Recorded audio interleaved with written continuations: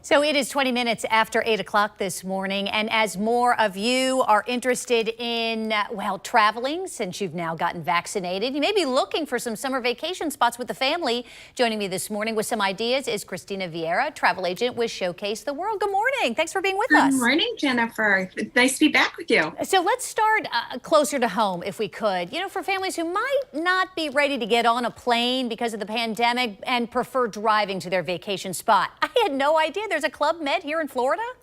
There is Sandpiper Bay. It's on the Port St. Lucie River, and they are actually one of the few resorts in the U.S. that's all-inclusive.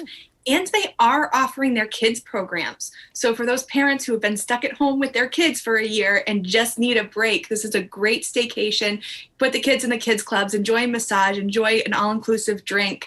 And they're actually running a sale right now, buy one, get one, and kids under 4 are always free. Wow. All right. So if you want to get out of Florida, where do you recommend in Georgia? Since we're right kind of close to the Florida-Georgia line, it's an easier drive.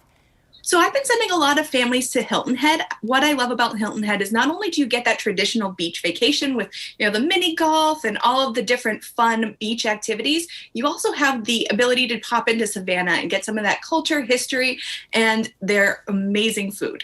Do you have a hotel that you recommend in Hilton Head?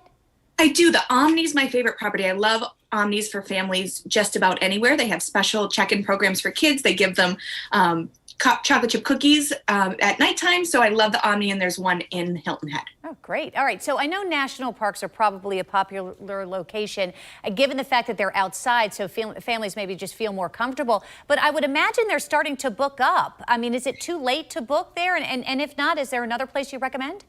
There's the availability in places like Yellowstone, Glacier, Grand Canyon. It's really, really hard. And you mentioned top vacations on a budget, and they're just not budget friendly this summer. One thing you might want to consider is Acadia National Park in Maine. And again, I love pairing nice, relaxing vacations with cultures of the city. So you can pair it with nearby Portland or even Boston and then have a nice national park vacation as well. I was looking at a picture just now of the lake. Wow, it's just beautiful there, right? All right, so why is now a good time also to maybe book, a place, because you really like Costa Rica. And it's interesting, too, because I think we all have kids of different ages, and sometimes my kids can kind of turn their nose up to just sort of going to an all-inclusive because they feel like since they're teenagers that there's not anything necessarily there for them. You really like Costa.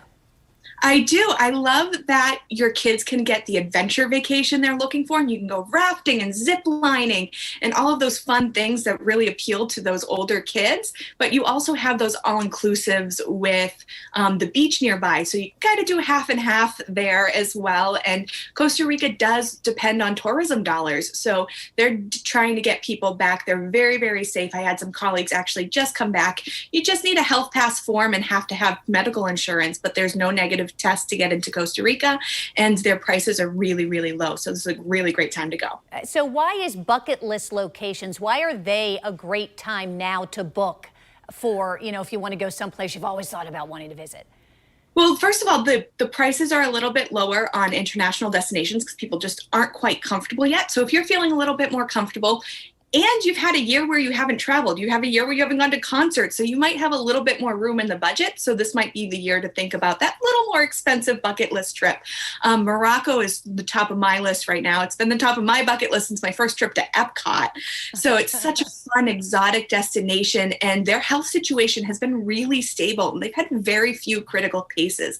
So definitely a really good time for that once-in-a-lifetime experience. All right, great suggestion. Christina Vieira joining us. Thanks for your time this morning. We appreciate it. Thank you. Bruce?